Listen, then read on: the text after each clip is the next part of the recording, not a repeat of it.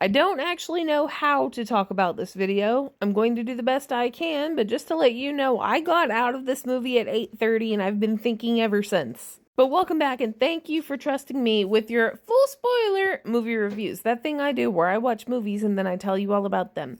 As always, I am unpaid and unsponsored and spoilers, all the spoilers. If you don't want spoilers, you can go ahead and scroll. I won't be offended. Spoilers. Okay, here we go. This is the 2025 film Warfare from director Alex Garland and a man named Ray Mendoza. You have probably never heard that name because Mr. Mendoza isn't usually a film creator. He is in fact a former serviceman who served in Iraq in 2006 with a group called the Bushwhackers.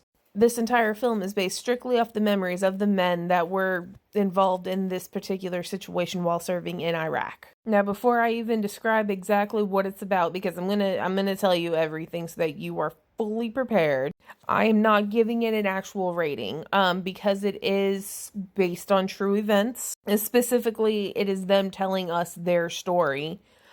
I'm not giving it like a something out of 10 rating. I will tell you it is fantastically made. Like, they did a damn good job making this, but that's how much I can give to you on the actual, like, rating/review end of this. But let's go through the movie. Alright, we open, it's 2006.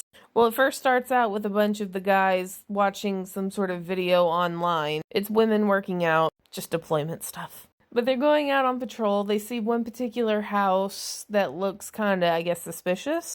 They go inside. They wake up the guy on the bottom. They're gonna go upstairs, but the upstairs has been bricked off. And come to find out that the building was split into two, so that there were two apartments. But they bust into the second apartment. It's now been set up as a sniper spot. The whole group's in there.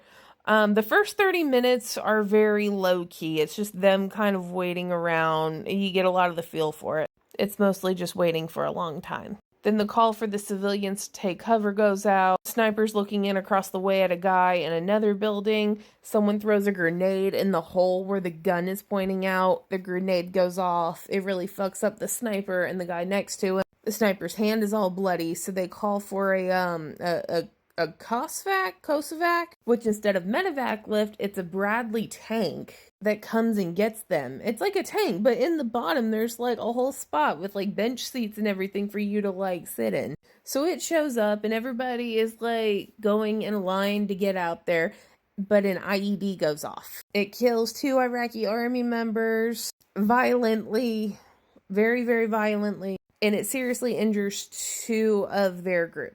They get drugged back in. They're trying to patch them up. Everybody is scared. Everybody's reacting very, very differently. Like, if you're expecting this to be, like, action-based, like a Saving Private Ryan, a Jason Bourne revenge kind of thing or whatever, it's nothing like that. It is nothing like you think it is. This is not your typical war movie. This is the example of the most plain-faced storytelling you will see. Because trained or not, these guys are scared. They get hurt. They are human.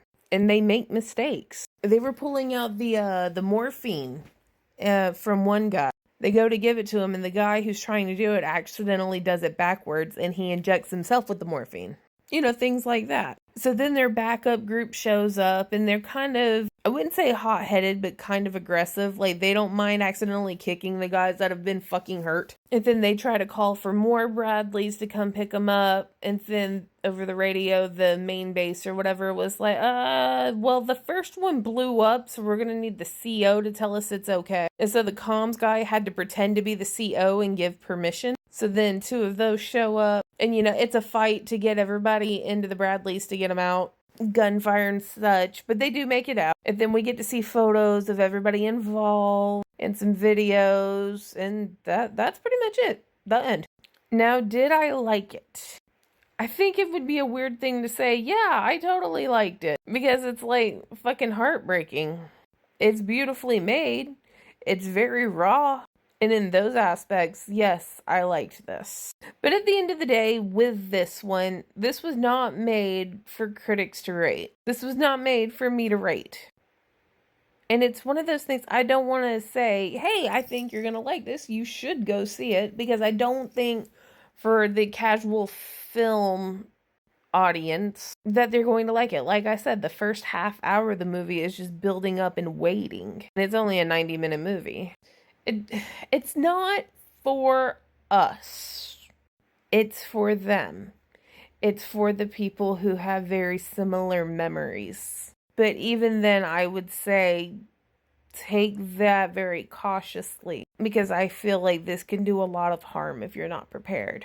But it is something special. For them to want to share a moment like this with everybody is something very unique. I was always told never to ask questions, and frankly, I've never wanted to know the stories. So for them to be so open about it is very interesting. So that's all I got for you for this one. Okay, bye.